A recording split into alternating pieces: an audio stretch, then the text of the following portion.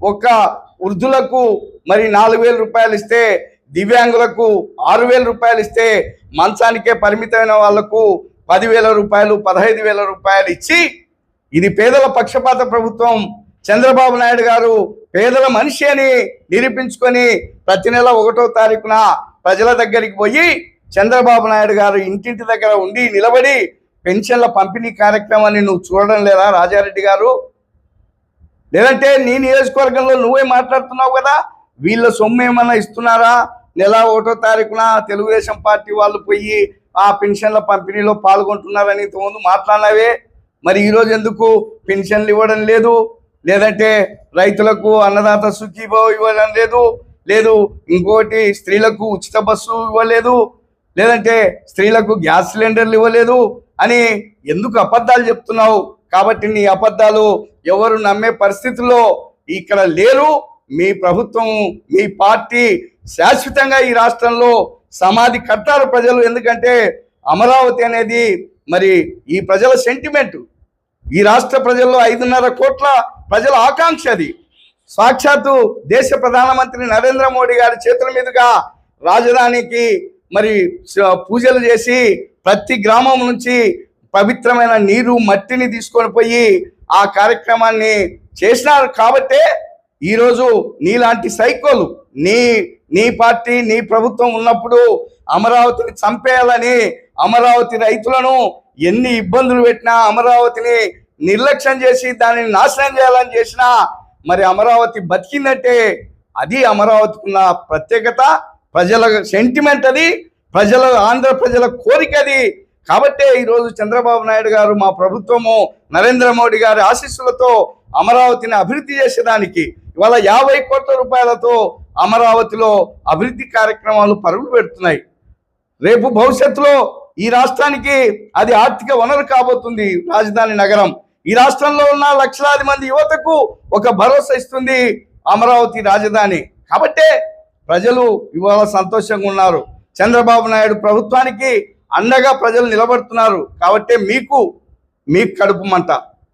మీరు ప్రజలు మంచిగా ఉంటే, ప్రజలకు మంచి జరిగితే ఓర్చలేంది మీ పార్టీ, గొడ్డలి పార్టీ. కాబట్టే ఇట్లాంటి అవాకులు చెవాకులు పేలడం అనేది మీరు మానుకోండి. తప్పనిసరిగా తెలుగుదేశం ప్రభుత్వం, కూటమి ప్రభుత్వమే ప్రజలకు నాయకత్వం వహించేది. ఈ నియోజకవర్గంలో కూడా కోట్ల సూర్యప్రకాష్ రెడ్డి నాయకుడు. ఇక్కడ ప్రజలు చాలా ఆనందంగా ఉన్నారు, సంతోషంగా ఉన్నారు. రాజారెడ్డి గారు, నీలాంటి పార్ట్ టైం పొలిటీషియన్కు డోన్ తాలూకాలో స్థానం లేదు. నువ్వు ఏ రోజు ప్రజలకు ఇట్లా సెకండ్ కూడా ఇచ్చలేవు.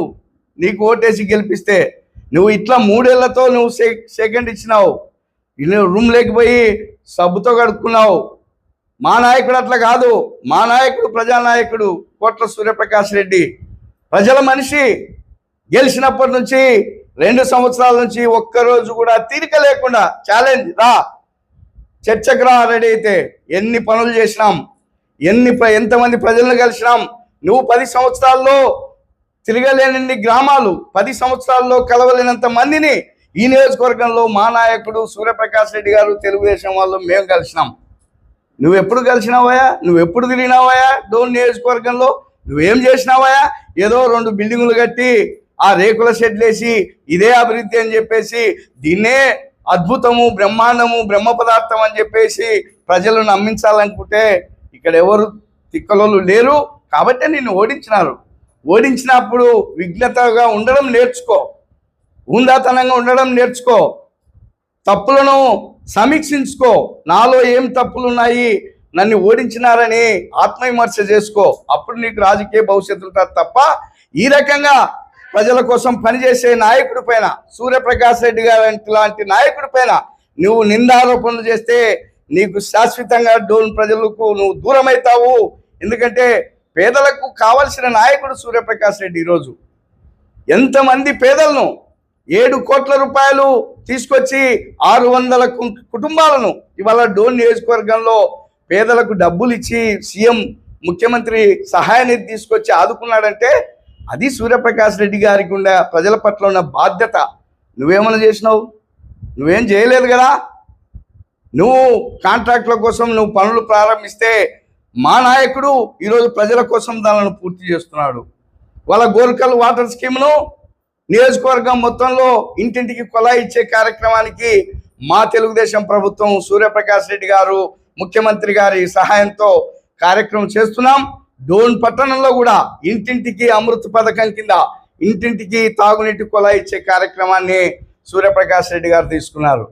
అలా 40 చెరువులు డోన్ మండలంలో, ప్యాపిలి మండలంలో హంద్రి నివా జలాలతో తీసుకొచ్చి వాటిని నింపి ఈ ఎండాకాలం అంతా కూడా నీటి కొరత లేకుండా తాగేదానికి కానీ రైతులకు కానీ ఎవరికి ఏ కొరత లేకుండా చేసిన నాయకుడు చంద్రబాబు నాయుడు గారి నాయకత్వంలో ఈ నియోజకవర్గం ఎమ్మెల్యే సూర్యప్రకాష్ రెడ్డి గారు. మరి నువ్వేం చేసినట్లా? ఆ రోజు కేఈ కృష్ణమూర్తి గారు ఉప ముఖ్యమంత్రి గారు ఈ పథకాన్ని డోను, పత్తికొండ, ఆలూరు, వెనకబడిన ప్రాంతాలకు అందించాలని చంద్రబాబు నాయుడు గారిని ఒప్పించి చెరువులను నింపే కార్యక్రమానికి 300 కోట్ల రూపాయలు కేటాయించి చేసి దాన్ని తీసుకొచ్చి పనులు జరిపిస్తే నీ ప్రభుత్వం వచ్చినాక మళ్ళీ దాన్ని పూర్తి చేయకుండా, పూర్తి కాకుండానే హడావుడిగా ఎన్నికల కోసం జగన్మోహన్ రెడ్డిని తీసుకొచ్చి డోన్లను స్విచ్ ఆన్ చేసి పోతే నీకు ఓట్లు వేసినారా ప్రజలు? ఓట్లు వేయలే కదా. మరి మేము ఇప్పుడు ఈ 2 సంవత్సరాల్లో చెరువులని నింపినాడు మా నాయకుడు సూర్యప్రకాష్ రెడ్డి గారు. ప్రతిరోజు ఏదో ఒక చెరువు దగ్గరికి పోతున్నాం, ఏదో ఒక ఊరికి పోతున్నాడు ఆయన. నువ్వు ఎక్కడ పోయినావు?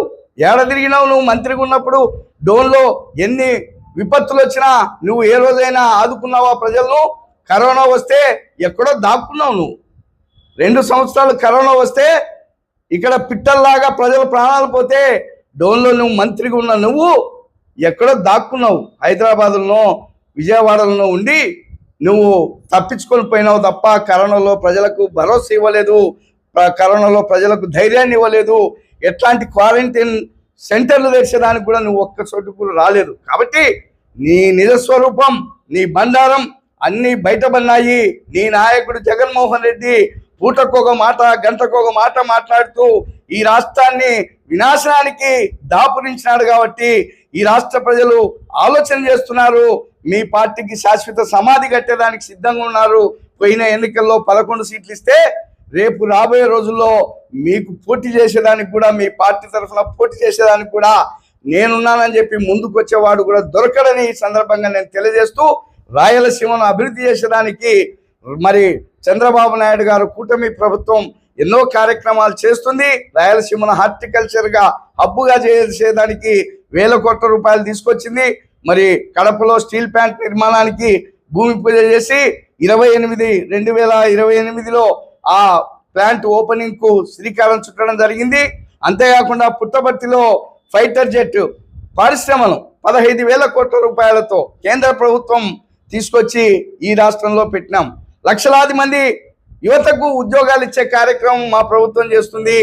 లక్షల కోట్ల రూపాయలు, దాదాపు 26 లక్షల కోట్ల రూపాయల పెట్టుబడులు ఈ రాష్ట్రానికి చంద్రబాబు నాయుడు గారు తెచ్చినారు, కూటమి ప్రభుత్వం తెచ్చింది.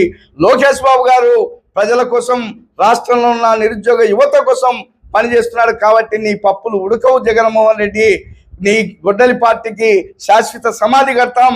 రాజారెడ్డి గారు కూడా నువ్వు ఈ డోన్ నియోజకవర్గంలో